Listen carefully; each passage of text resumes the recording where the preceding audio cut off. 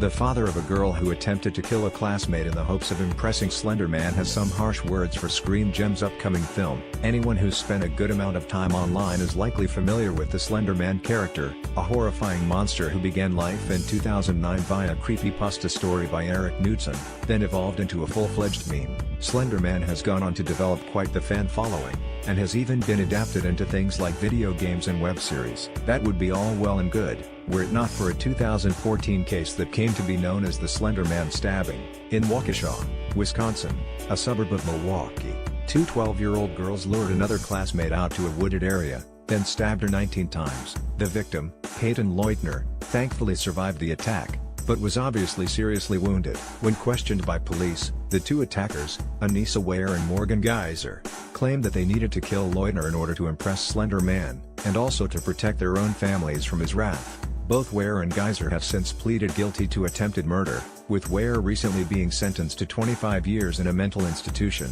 Geyser has yet to be sentenced, but prosecutors are pushing for 40 years in a mental institution. The reason she's looking at a longer sentence is due to Geyser being the one who physically stabbed Leutner, while Ware stood back, watched and urged her friend on. The trailer for Screen Gems' new Slender Man movie came out today, but one person who wasn't pleased about it is Bill Ware, father of Anissa. He offered the following comments to the Associated Press. "It's absurd they want to make a movie like this. It's popularizing a tragedy is what it's doing. I'm not surprised, but in my opinion it's extremely distasteful. All we're doing is extending the pain all three of these families have gone through."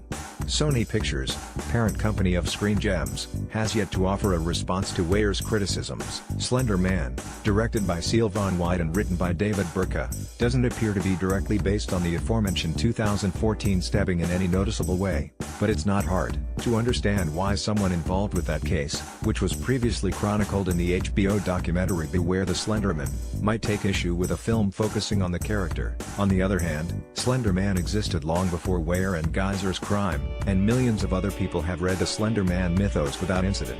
Plus, other criminally insane people have claimed that horror fiction inspired their own crimes in the past, and that didn't lead to those stories then being made off limits. Either way, one wonders if the makers of the Slender Man movie will have any response to Ware's rather blunt statements. Source: Associated Press, via